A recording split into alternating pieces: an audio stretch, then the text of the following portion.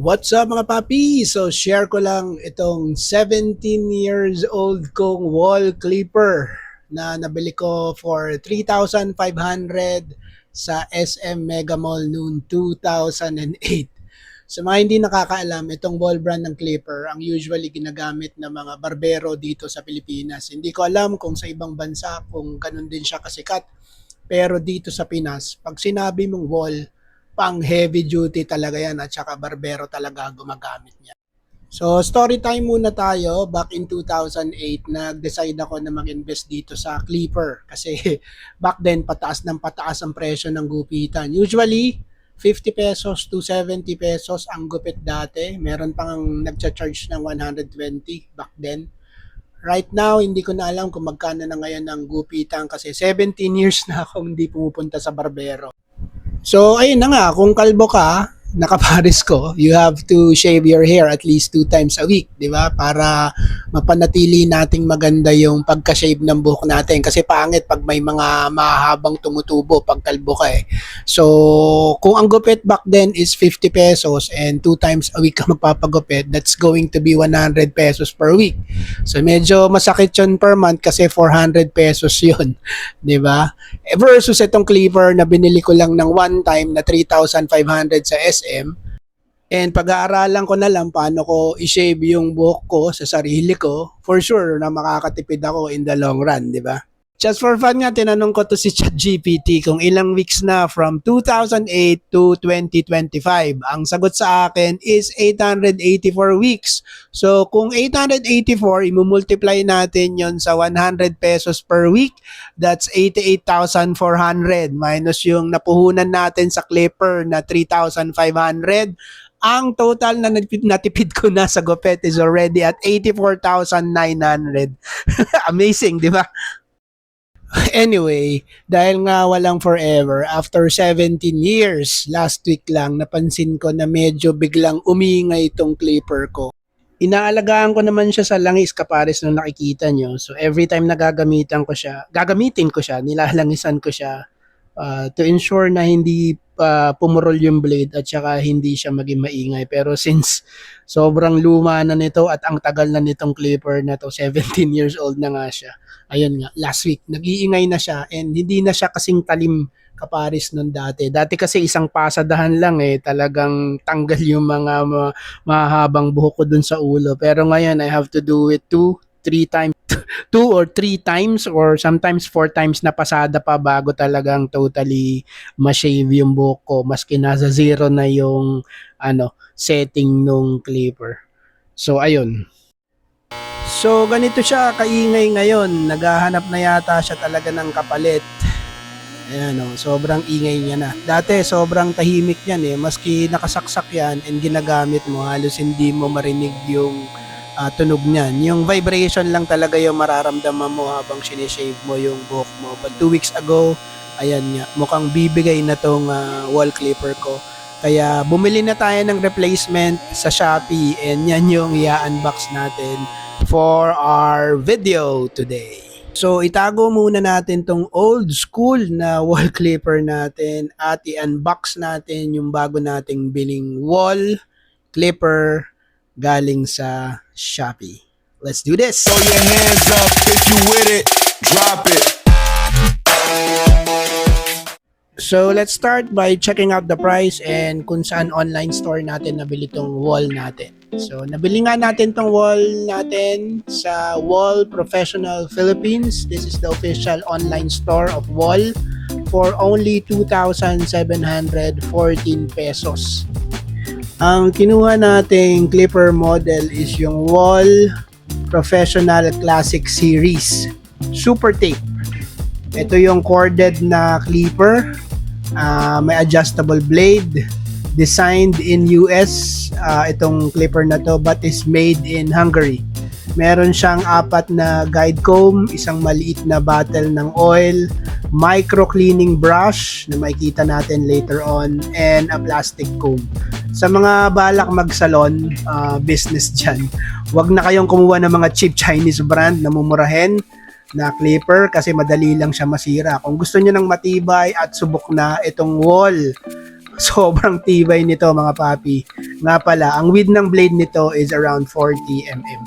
Sure ako, basta maalaga ka lang, magtatagal sa'yo tong wall clipper na to. So, after 17 years of using this wall clipper, ano bang mabibigay ko sa yung tips para magtagal tong wall clipper natin? Siyempre, unang-una, gawin mo siyang parang brief mo.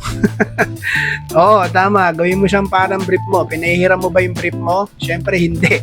So, wag mo siyang ipahihiram dahil once na pinahiram mo siya sa barkada mo or sa kapitbahay mo, hindi mo na alam kung iingatan niya tong clipper mo or hindi. Hindi mo alam or hindi mo makikita kung paano niya gagamitin ito. So, wag na wag mong pahihiram kung ayaw mong masira agad yung clipper mo.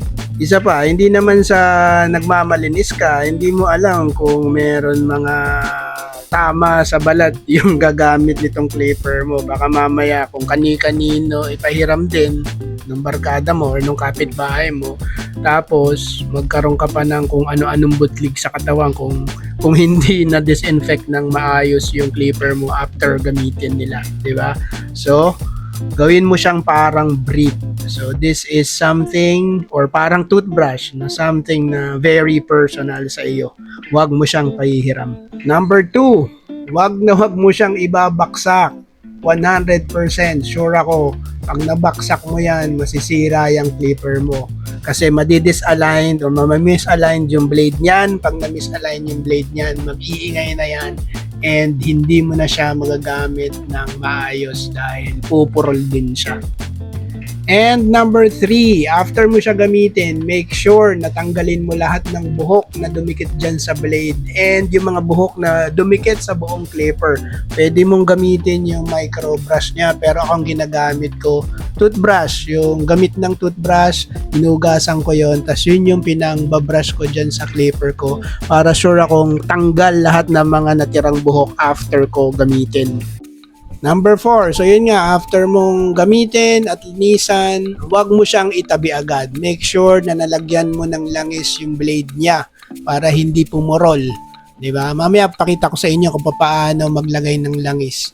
So, 3 patak yan, 3 sa mismong blade niya, tag-isang patak sa magkabilang gilid. Yung part nung blade na nag-i-slide, yun, magkabila yung kaliwat kanan patakan mo. So after mo patakan, paandarin mo ng konti, galaw-galaw mo yung blade para ma-distribute yung oil sa lahat ng moving parts nung blade at saka nung clipper. And then of course, after mong paandarin, punasan mo yung sobrang oil dun sa clipper para pag tinabi mo siya, malinis na malinis siya for your next use. And then last na tip ko sa inyo, tip number 5, huwag mong i-expose yung box sa direct sunlight. Kasi sa experience ko, after 17 years of using wall, ang unang-unang napalitan ko sa kanya is yung power cable niya kasi lumutong siya dahil yung box ng clipper usually naiiwan ko sa direct sunlight dahil yung kwarto ko nasisinagan ng araw yun. So wag, kasi nga lulutong yung kable niya sa power cable. So store nyo siya sa isang dry and hindi naman sobrang init na room na away from direct sunlight. So yun ang tip ko. By the way, ang tinitingnan na natin dito is yung guide combs. So number 1, meron siyang 1/8 or 3 mm.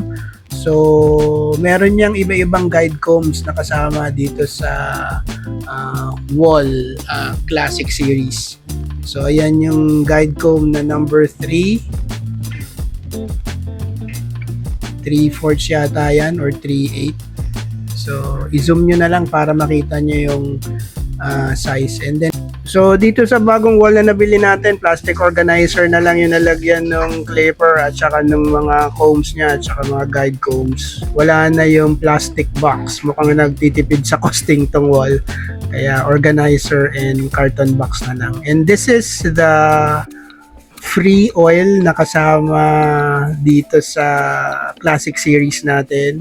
Meron kayo nabibiling wall oil sa Shopee. Tingnan nyo na lang kung magkano, parang 200 pesos or 300 pesos yata yung mas malaking bottle dito. Pero ito yung free. So importante to kasi you need to use this every time or after mo gamitin yung clipper mo para wag pumurol. So, lagyan natin yung clipper natin right now before we use it. So, first time natin, papaanda rin tong clipper natin. So, lalagyan natin ng oil. So, ayan nga, 1, 2, 3 na patak dun sa mismong blade niya. So, isang patak lang, wag masyadong madami para hindi maging messy yung blade natin. So, patakan natin yung gitna. And then, papatakan din natin yung right side. So, after natin patakan yung mismong blade, yung part sa kaliwa na where the blade and the slider meets, yung gumagalaw, lalagyan rin natin yan ng oil. And then, yung right side din, yung kabilang side, lalagyan rin natin yan ng oil. Tapos, papaanda rin natin yung clipper and gagalaw-galawin natin yung slider para ma-distribute yung oil na nilagay natin dyan sa clipper. So, ayan. Medyo malaki yung saksakan niya. Ang hirap niyang isaksak dun sa extension outlet natin. So, ayan. Pero yan, finally nasaksak rin and then i-on na natin yung clipper natin since nalagyan na natin siya ng oil. And so that's it. That's our video for today. All in all, yung wall clipper ay isang mahusay or magandang investment, especially kung natitipid kayo sa cost ng gupit dahil napakamahal na magpagupit ngayon. So, biruin mo, ang isang gupit ngayon, hindi ko na alam kung nasa 150, 200 pesos na yata eh. So, versus bibili ka lang ng 2,700 pesos na clipper. So, sobrang magandang investment siya if you want to save and para kung gusto nyo magkuripot dun sa magpapagupit nyo. Anyway, thanks for watching. Yan yung wall. The best yan when it comes to clipper. Yan lang. So, thanks for watching. Till the next Budol. Peace!